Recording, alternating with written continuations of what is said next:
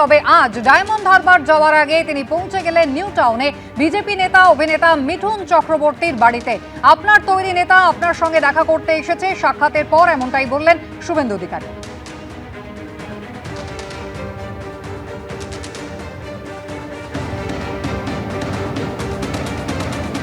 আজকে মিঠুন চক্রবর্তীর সঙ্গে দেখা করতে আসার মূলত এটাই কিন্তু মূল কর্মসূচি, অর্থাৎ কৃতজ্ঞতা জ্ঞাপন।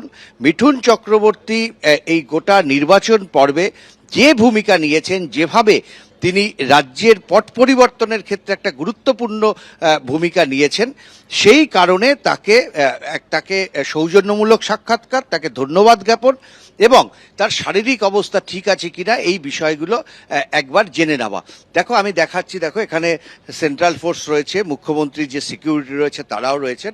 মিঠুন চক্রবর্তী তিনতলায় থাকেন, তার সঙ্গে একান্তেই শুভেন্দু অধিকারী তিনি কথা বলছেন এবং স্বাভাবিকভাবে রাজ্যের যে পট পরিবর্তন হয়েছে আমরা গতকালও দেখেছি।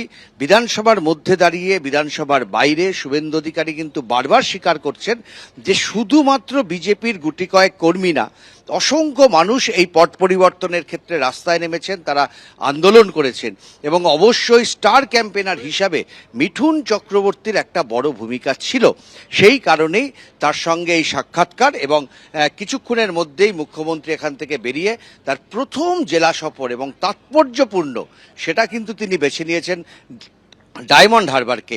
আজকে ওখানে গিয়ে পুলিশ প্রশাসনকে তিনি কি বলেন তার দিকে কিন্তু অনেকে তাকিয়ে রয়েছেন। এই ব্যক্তিটি অত্যন্ত নিঃস্বার্থভাবে পশ্চিমবাংলার গত 15 বছরের যে বিপর্যয়, সেই জায়গা থেকে বাংলাকে বাঁচানোর জন্য, পশ্চিমবাংলার হিতগৌরব ফিরিয়ে আনার জন্য এবং এখানকার রাষ্ট্রবাদীদেরকে বাঁচানোর জন্য, বিশেষ করে মা, বোন, দিদি, কন্যা তাদের সুরক্ষিত করার জন্য তিনি নিরলস চেষ্টা করেছেন।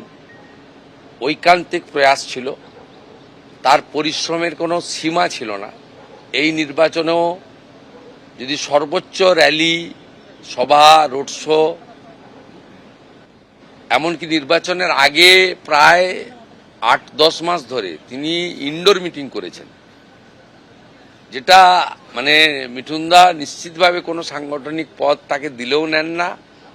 এনইসির মেম্বার তিনি, জাতীয়, সেটা সম্মান জানিয়ে বিজেপি করেছে, কিন্তু তিনি মাইক্রো লেভেলেও কাজ করেছেন গত প্রায় 1 বছর ধরে। আর এই লাস্ট 3-4 মাস পরিবর্তন যাত্রা বা তার আগে পরে ওনার সভার তো কোনো সংখ্যা নেই। তাই আজকে আমি মুখ্যমন্ত্রী হয়েছি নিশ্চিতভাবে জনগণের ভোটে আশীর্বাদে। বিজেপি আমাকে নমিনেটেড করেছে, কিন্তু নেপথ্যের কারিগরদের মধ্যে অত্যন্ত অগ্রাধিকারের ভিত্তিতে যে কয়েকটা নাম আসে তার মধ্যে মিঠুন চক্রবর্তীর নাম অন্যতম। তাই আমার মিঠুন দা আমাকে কালকে বলেছিলেন আমি দেখা করতে চাই। আমি বললাম আপনি দেখা করবেন না, আপনার তৈরি করা মুখ্যমন্ত্রী আপনার কাছে আসবে। আমি একটাই কথা বলবো, সবাইকে বলছি, এর থেকে ভালো মুখ্যমন্ত্রী পশ্চিমবঙ্গে হতে পারে না। যে মুহূর্তে উনি শপথ নিয়েছেন তারপর থেকে কাজ করছেন, আপনারা দেখুন, আপনাকে গ্যারান্টি দিয়ে বলছি এর থেকে ভালো মুখ্যমন্ত্রী পশ্চিমবঙ্গে হতে পারে না।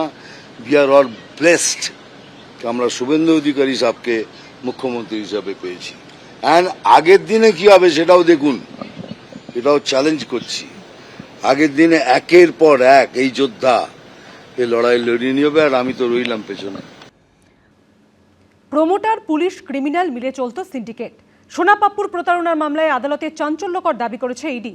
শান্তনু সিনহা বিশ্বাসকে 14 দিন ইডি হেফাজতের নির্দেশ দিয়েছে আদালত। বিভিন্ন প্রকল্পের ক্ষেত্রে পিপিপি মডেলের কথা তো সকলেই জানেন, কিন্তু পিপিসি মডেলের কথা জানেন কি? শুক্রবার কলকাতা পুলিশের ডিসি শান্তনু সিনহা বিশ্বাসকে আদালতে পেশ করে এই অভিনব মডেলের কথা জানালো ইডি। তাদের দাবি, পিপিসি মানে হলো প্রমোটার, পুলিশ, ক্রিমিনাল। এই মডেলেই চলতো সিন্ডিকেট চক্র। দুর্নীতির নেক্সাস।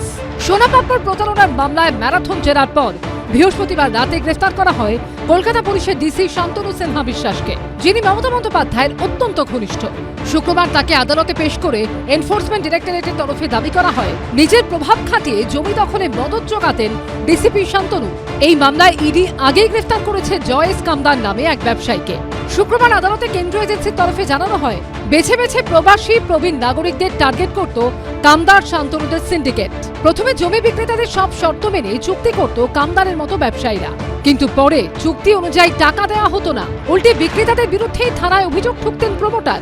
তখনই আসরে নামতেন পুলিশ কর্তা শান্তনু সিনহা বিশ্বাস। তার নির্দেশে থানায় ডেকে এনে চাপ দেওয়া হতো বিক্রেতাদের। সেই সঙ্গে সমান তালে হুমকি ধমকানি দিত সোনাপাপ্পুর মতো দুষ্কৃতীরা। ইডি সূত্রে দাবি, এভাবেই প্রমোটার, পুলিশ ও ক্রিমিনাল মিলে তৈরি করা হয়েছিল সিন্ডিকেটের ত্রিফলা। এভাবেই এরা একের পর এক জমি দখল করত। ইডি সূত্রে আরও দাবি, এই চক্রে জড়িত ছিলেন কলকাতা পুরসভার কাউন্সিলরদের একাংশ। পুলিশ ও ক্রিমিনালদের নিয়ে রীতিমতো তোলাবাজির চক্র চালাতেন কাউন্সিলররা। এলাকায় প্রমোটাররা কোনো কাজ করতে গেলে তোলা দিতে হতো কাউন্সিলরকে। টাকা পাওয়ার পরেও তাদের অনুমোদিত সিন্ডিকেটের থেকে নির্মাণের সামগ্রী না কিনলে মোটা অঙ্কের জরিমানা দাবি করা হতো। আর এই পুরো চক্রে মদত দিত পুলিশ। কালীঘাট, রবীন্দ্র সরোবর, উল্টোডাঙ্গা ও ফুলবাগান।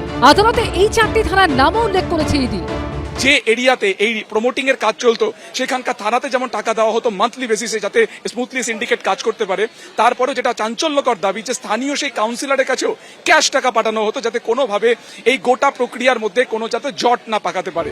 আদালতে ইডি দাবি করে, হোয়াটসঅ্যাপ চ্যাট থেকে ধৃত ব্যবসায়ী জয়েস কামদার ও ডিসিপি শান্তনু সিনহা বিশ্বাসের ঘনিষ্ঠতার প্রমাণ মিলেছে।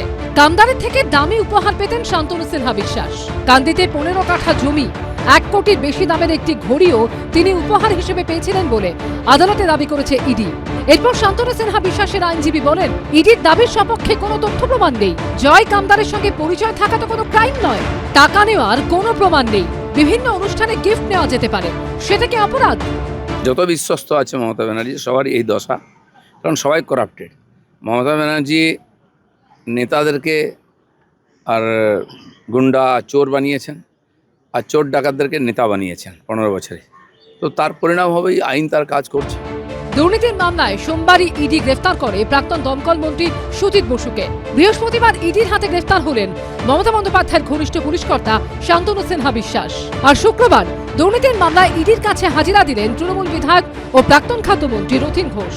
যে পুরো নিয়োগ দুর্নীতির মামলায় সুজিত বসুকে গ্রেফতার করা হয়েছে, সেই মামলাতেই 5 বার হাজিরা এড়ানোর পর অবশেষে হাজিরা দিলেন তিনি। সন্ধে ইডি দফতর থেকে বেরিয়ে যান তিনি। আমি কিছু বলবো না, আমার কাছে যা যা রিকুইজিট পেপার চেয়েছে আমি দিয়েছি, যা যা ওরা জানতে চেয়েছে সেটা জেনে। এর মধ্যে খুনের চেষ্টা, অশান্তি পাকানো, আর্থিক প্রতারণা সহ নানা অভিযোগে রাজ্যের বিভিন্ন প্রান্তে গ্রেফতার হলেন তৃণমূলের একাধিক নেতা। তোলাবাজির একটি মামলায় বিধাননগর পুরসভার 9 নম্বর ওয়ার্ডের তৃণমূল কাউন্সিলর সমরেশ চক্রবর্তীকে গ্রেফতার করেছে বিধাননগর কমিশনারেটের পুলিশ। 2024 ডিসেম্বরে প্রমোটারকে মারধরের অভিযোগে এই তৃণমূল কাউন্সিলরের নাম জড়ায়। সুকান্ত মুখোপাধ্যায় ও প্রকাশ সিনহার রিপোর্ট, এবিপি আনন্দ। এবিপি আনন্দ, এগিয়ে থাকে, এগিয়ে রাখে।